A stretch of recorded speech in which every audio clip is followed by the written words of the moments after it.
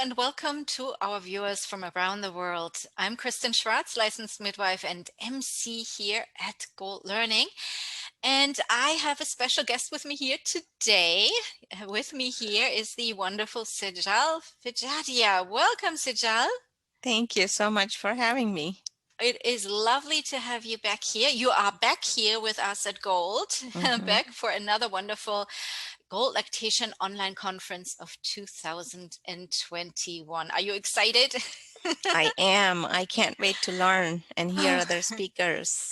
Wonderful, wonderful. And we are excited to learn from you. So first off, tell us a little bit about yourself. I know many of our viewers may be familiar with you, but just in case we have some newbies here today, tell us a little bit about your background, about your work that you've been doing in the past, and anything you might be exciting working on now. So I am a lactation consultant in private practice in the United States, and I'm also a postpartum doula. I also teach infant massage and tummy time classes, and love doing all of those things. Currently, I'm working on increasing my knowledge about how the sensory aspects of feeding impact breastfeeding and then eventually, feeding as the baby grows. Wonderful. That sounds exciting. And Mhm. yeah, I mean, this plays right into the presentation you have here with us for the lactation conference, a comprehensive look at breastfeeding ecology, infants' innate behaviors, right? And when I saw that you will be presenting on that, I can't even tell you how excited I was about that topic. Because, in my background, I have been always, even now in birth, we're looking at the infant, the fetus, a little bit different than we used to, right? That the fetus, the baby, the infant is not the passive passenger being born, right? It's quite active. So now when you brought up this presentation here, how the infant's innate behavior, when it comes to the breastfeeding ecology, I got super excited. I have to tell you this. Thank you. I'm excited to talk about it.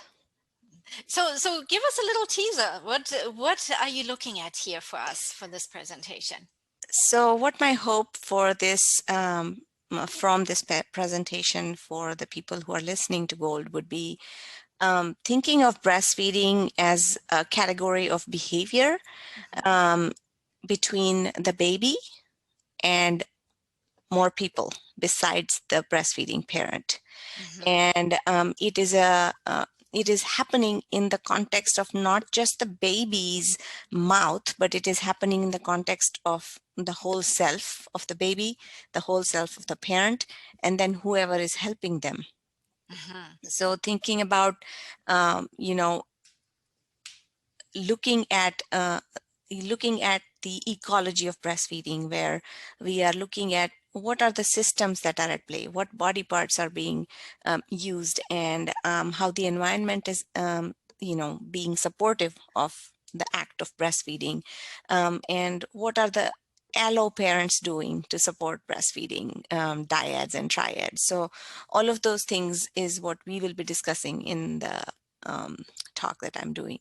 And Yeah, it's going to be a very interactive session. I'm hoping that I am learning from the audience as much as they are learning from me.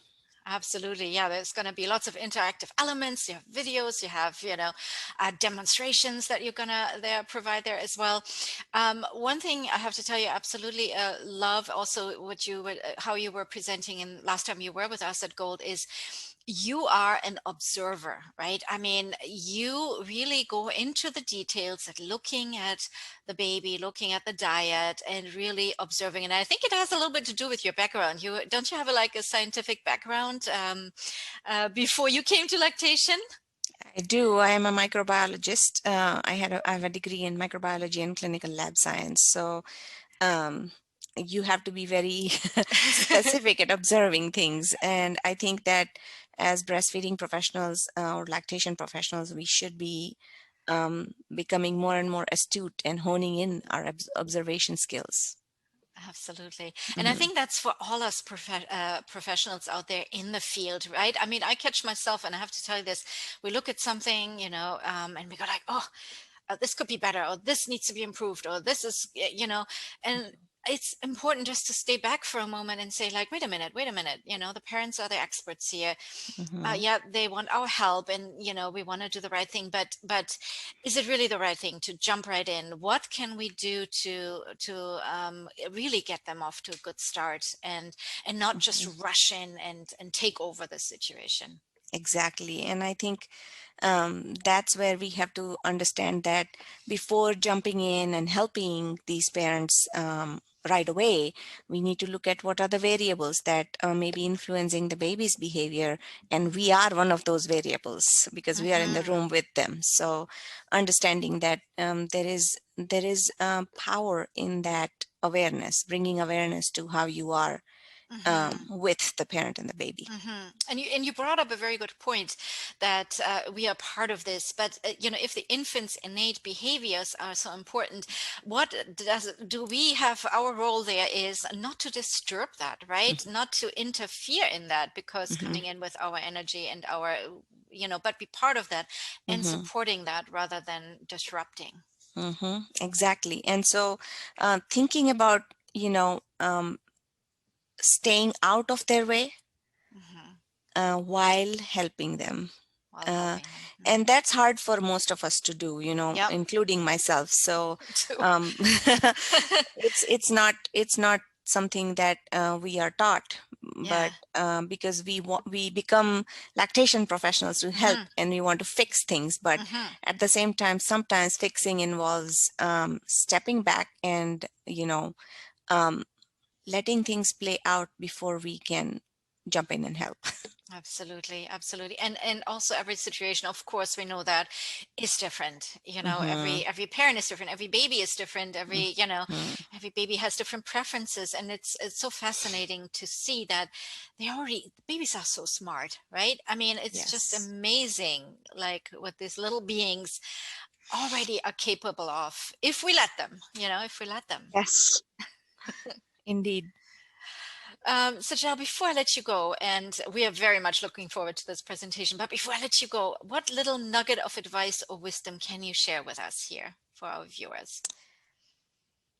Um, One of the things that I like to remember and remind myself is that um, it's a quote from one of my favorite teachers. Her name is Kim Barthel, and she's an occupational therapist. And she says, um, "Helping is healing, and healing is possible."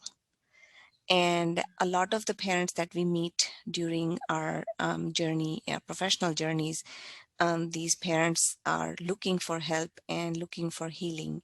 And when Mhm. we help them the right way, we are making the healing possible for them. Ah, that's absolutely beautiful. Helping is healing, and healing is possible. Beautiful. Hmm.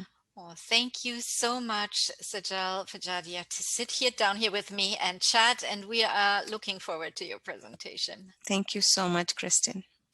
And for our viewers, if you have any questions, you can post them below. And if you want to find out more about this presentation and the other amazing presentations in the Lactation Conference of 2021 here at Gold, which is just around the corner, we're getting started on March 29th with our opening keynote presentations that are open access. So make sure you check that out. To find out when all that is in your time zone, we invite you to go to goldlactation.com. And bye, everyone. And I hope to see you at the conference.